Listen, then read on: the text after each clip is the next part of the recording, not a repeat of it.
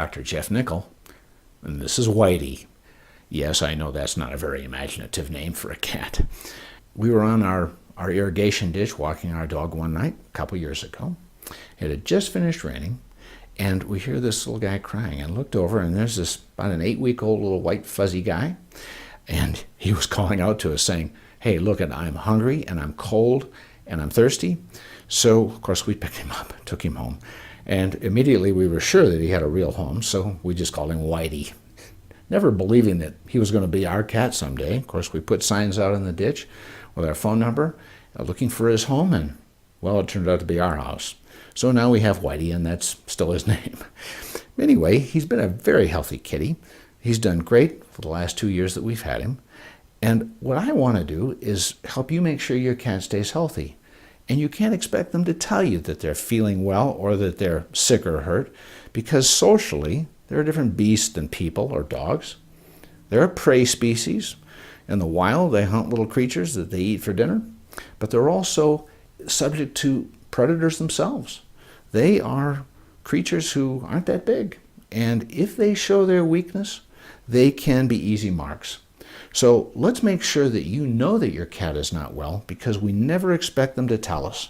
We never expect them to come and complain, because by nature they keep it to themselves.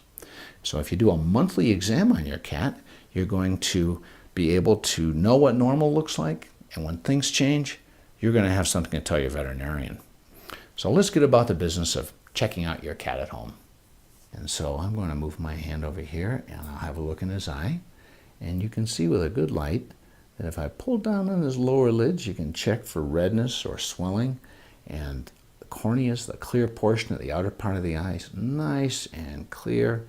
This little cat's eyes look fine. Now I'm going to take a look inside his mouth. And if I pull up on his lip just a tiny bit, we can see nice pink gums. Oh, that looks very good, Whitey. We might even be able to look inside. Oh, what a big boy. Look at that. No problems inside. Everything's good and pink. Nice boy. Now let's take a look in these ears. A good bright light really matters. Just take a look inside there. Okay, no discharges, no thickening of the tissue. You know, one of the reasons that monthly exams are good is you get a real clear idea of what normal looks like. And there's the other side. And I like to get my nose in there and take a little whiff. If things smell funky, we might have an infection. Now, right below the lower part of a cat's jaw, just like ours, are lymph nodes, the submandibulars. And if I can feel them, there might be a problem. It really should be so darn small when they're not active in a normal state that that's not a big problem. So I move my hands back here, give them a little rub behind the ears. Now let's take a little feel of that abdomen. And with each hand, one on either side, I'm going to use the flats of my fingers, not the ends of them. And I'm going to feel back here along to the rib cage, and I'm going to kind of squeeze my hands together right below the backbone, the vertebral column. That's where the kidneys are. Now, you really can feel the kidneys if you're a veterinarian and you understand the anatomy, but all I really am suggesting that you do is just make sure it's not uncomfortable for him.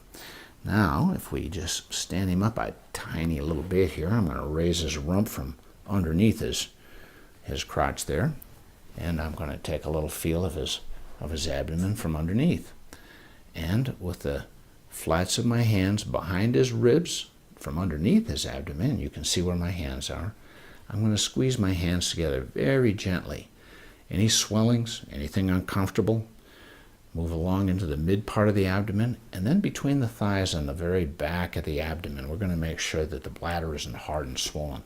And I'll tell you, just a gentle pressure, when these little kitties are uncomfortable, they don't make a secret of it. You're doing very nicely. Now I'm going to check under his tail, and that's valuable because discharges, soft stool, matted fur, genitals that are swollen, these aren't healthy signs. So we're doing very, very nicely. And now, if we take a listen to his chest, we can make sure there aren't abnormal lung sounds. Stethoscope, mine's a nice medical grade one, of course, but you can get what they're called disposable stethoscopes on the internet for $5 or $10. We'll get the job done for an at-home exam perfectly fine. I'm going to listen to his lungs. Up here near the top of his chest, sort of midway between his shoulders and the last rib. And I'm going to take a little listen here.